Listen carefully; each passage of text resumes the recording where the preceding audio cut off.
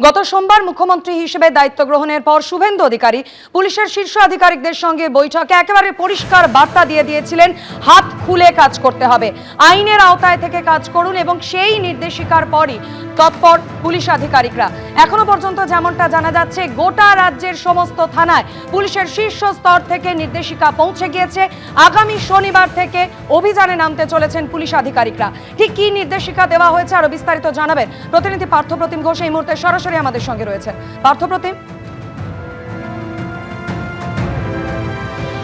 দেখো, ইতিমধ্যে তুমি দেখেছো মুখ্যমন্ত্রী শুভেন্দু অধিকারী তিনি প্রশাসনিক যে বৈঠক করেন এবং সেক্ষেত্রে একেবারে পুলিশ প্রশাসনের সঙ্গে গত পরশু দিনকে অর্থাৎ সোমবার দিন যে বৈঠক করেন সেই বৈঠক থেকে একগুচ্ছ নির্দেশিকা সেই নির্দেশিকা দেন এবং সেই নির্দেশিকা পাওয়ার পর গতকালকে পুলিশের শীর্ষ স্তর থেকে একেবারে বিভিন্ন থানা এবং রাজ্যের বিভিন্ন জায়গায় নির্দেশিকা পৌঁছে গেছে এবং অর্থাৎ মুখ্যমন্ত্রী যে বিষয় নির্দেশিকা দিয়েছে সেই নির্দেশিকার পরবর্তীকালে যাতে সেই নির্দেশিকা অনুযায়ী পুলিশকে দেখতে পাচ্ছি তারা কিন্তু একেবারে বিভিন্ন ক্ষেত্রে যাতে সেগুলো পালন করা যায় তার জন্য বিভিন্ন থানা এসপি সিপি স্তরে সেই নির্দেশিকার কপি সেটা কিন্তু পাঠিয়েছে, যার মধ্যে অত্যন্ত গুরুত্বপূর্ণ কয়েকটা বিষয়, যার মধ্যে হচ্ছে দেখতে পাওয়া যাচ্ছে পুলিশ একেবারে সক্রিয় হয়েছে, সেটা হচ্ছে আর্মস অ্যামুনিশন উদ্ধারের ক্ষেত্রে, বোমা উদ্ধারের ক্ষেত্রে। এর আগেও দেখেছো যে আগের সরকারের সময় বিভিন্ন সময় বারবার করে বলা হয়েছিল অস্ত্র উদ্ধারের উপর জোর দেওয়ার জন্য, কিন্তু তার পরবর্তীকালে দেখতে পাওয়া গেছে বিভিন্ন জায়গায় অস্ত্রের ঝঞ্ঝনানি, কিন্তু এক্ষেত্রে কিন্তু একেবারে যে নির্দেশিকা গেছে রাজ্য পুলিশের শীর্ষ স্তর থেকে বিভিন্ন এলাকার যারা জেলার এসপি থেকে শুরু করে সিপিদের কাছে, সেটি হচ্ছে যে অস্ত্র উদ্ধারের জন্য ব্যাপকভাবে অভিযান করতে হবে এবং সেই অভিযান আগামী 16 তারিখ থেকে কিন্তু শুরু হবে এবং এই অভিযান পরিচালনা সম্পূর্ণ দায়িত্ব থাকবেন নিজ নিজ এলাকার ক্ষেত্রে সিপি থেকে শুরু করে এসপিরা। এবং শুধু অভিযানই নয়, অভিযান করার পরে তারা কি সেই অভিযান থেকে উদ্ধার করছে সেই বিষয়ে একেবারে ডে টু ডে রিপোর্ট, সেই রিপোর্ট কিন্তু জমা দিতে হবে এবং ডে টু ডে রিপোর্ট জমা দেওয়ার পর 2 সপ্তাহ সময় দেওয়া হয়েছে, যে 2 সপ্তাহের মধ্যে তারা কি কি উদ্ধার করেছে গোটা বিষয় একটা কমপ্লাইট যে রিপোর্ট সেই রিপোর্ট আকারে তৈরি করে সেই রিপোর্টও জমা দিতে হবে। অর্থাৎ অভিযানের কথা যে বলা হয়েছে, অর্থাৎ অস্ত্র বোমা উদ্ধারের কথা যে বলা হয়েছে, ব্যাপক অভিযানে নামার কথা বলা হয়েছে, সেই অভিযান শুধুমাত্র যে অভিযান আকারেই নয়, প্রত্যেক দিন তারা কি করছে সেই বিষয়ে একেবারে ডে টু ডে রিপোর্ট এবং 2 সপ্তাহ পর একসঙ্গে একত্রিত করে একটা রিপোর্ট, সেই রিপোর্ট জমা দেওয়ার নির্দেশ রাজ্য পুলিশের শীর্ষ স্তর থেকে সেই নির্দেশিকা পাঠানো হয়েছে। পাশাপাশি থানা, বিভিন্ন থানার কাছে যে নির্দেশিকা গেছে, থানার ওসি বা যারা ইনচার্জ রয়েছে তাদেরকে একেবারে ফিজিক্যালি ভাবে কিন্তু ভেরিফাই করে আগামী 15 তারিখের মধ্যে সেটা অর্থাৎ পরশুর মধ্যে সেটা কিন্তু হচ্ছে তাদেরকে কমপ্লাই করতে হবে, যেটা হচ্ছে থানার মালখানায় যে আগ্নেয়াস্ত্র বোমা গুলি অর্থাৎ বিভিন্ন ক্ষেত্রে যেগুলো উদ্ধার হয় নানা সময়, সেইটা কি পরিমাণে আছে সেইটা কিন্তু রেজিস্টারের সঙ্গে তার মিল রয়েছে কিনা সেই বিষয় একেবারে কিন্তু রিপোর্ট আকারে পেশ করতে হবে আগামী 15 তারিখের মধ্যে।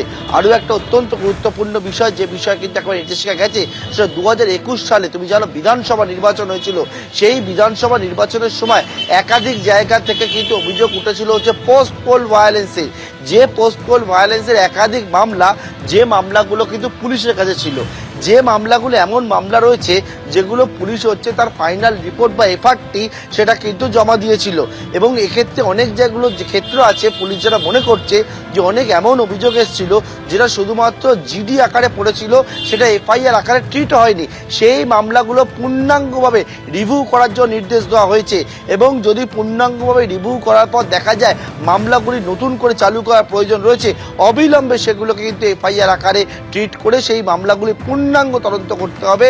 অর্থাৎ পোস্ট পোল ভায়োলেন্স 2021 সালে সেই নির্দেশিকা ইতিমধ্যে রাজ্য পুলিশের শীর্ষ স্তর থেকে একেবারে নির্দেশিকা আকারে বিভিন্ন জেলায় জেলায় ইতিমধ্যে কিন্তু কালকে রাত্রিবেলার মধ্যে সেটা পৌঁছে গেছে। মাধুরী, ধন্যবাদ পার্থপ্রতিম। সরকার পাল্টে গেছে, 3 অঙ্কের সংখ্যায় পৌঁছতে পারেনি তৃণমূল কংগ্রেস। বিরাট ভরাডুবির পরেও ঔদ্ধত্য কমছে না তৃণমূলের।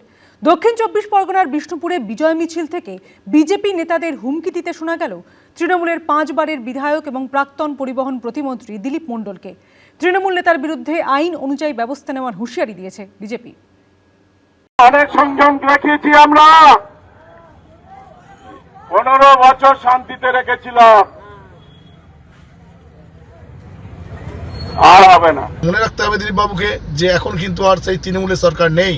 কথায় বলে সে রামও নেই, সে অযোধ্যাও নেই। বাস্তবটা হলো আজ তৃণমূলের সংখ্যার জোরও নেই, তৃণমূলের সরকারও নেই। কিন্তু যেটা রয়ে গেছে তা হলো তৃণমূল নেতাদের ঔদ্ধত্য। ভোটে তৃণমূলকে ক্ষমতা থেকে ছুঁড়ে ফেলে দিয়েছে পশ্চিমবঙ্গবাসী। 215 থেকে টেনে নামিয়েছে 80-তে। কিন্তু এখনো তৃণমূল নেতাদের হুমকি থামছে না। আমি যার দিকে তাকাই সে বেশিক্ষণ থাকতে পারে না। আজকের এই গেঞ্জি পড়েছি কেন? যতক্ষণ না এদের টাইট দেবো ততক্ষণ এই প্যান্ট পরে যখন ফিল্ডে নামবো এইভাবেই আসবো। ইনি দিলীপ মণ্ডল, প্রাক্তন পরিবহন প্রতিমন্ত্রী। এবার দক্ষিণ 24 পরগনার বিষ্ণুপুর বিধানসভা কেন্দ্রে জিতেছেন। দলের ভরাডুবির পর এখনো বিজেপির উদ্দেশ্যে হুমকি দিতে শোনা গেছে তাকে। কত শক্তি আছে রে, কত রসদ আছে, কত ফান্ড আছে। তোদের যে মুখ্যমন্ত্রী হয়েছেন তাকে জিজ্ঞেস করে দেখবি দিলীপ মণ্ডলকে। ওদের আরেকজন নেতা অর্জুন সিং, তাকে জিজ্ঞেস করে দেখবি দিলীপ মণ্ডলকে। ওদের তাপস রায়, তাকে জিজ্ঞেস করে দেখবি দিলীপ মণ্ডলকে। মনে রাখতে হবে আইনের ভাষায় ওনার সাথে কথা হবে। উনি ভুলে গেছেন যে এটা কিন্তু সেই তৃণমূল সরকারের জামানায় নয়। এটা একদম নতুন পশ্চিমবঙ্গ। শুভেন্দুদার নেতৃত্বে উনি যথোপযুক্ত শাস্তি পাবেন।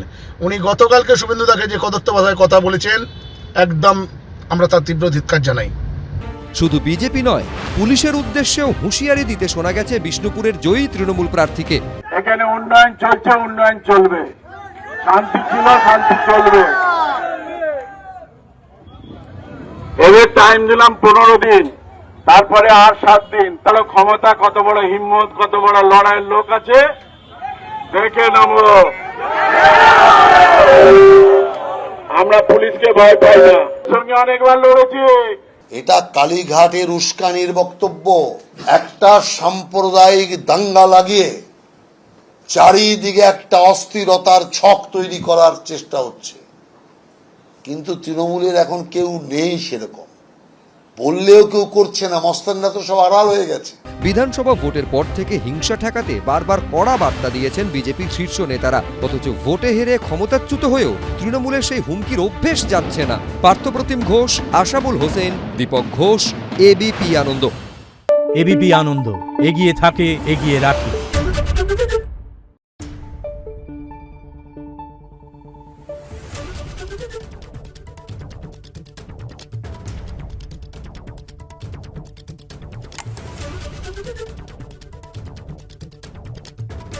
Thank you.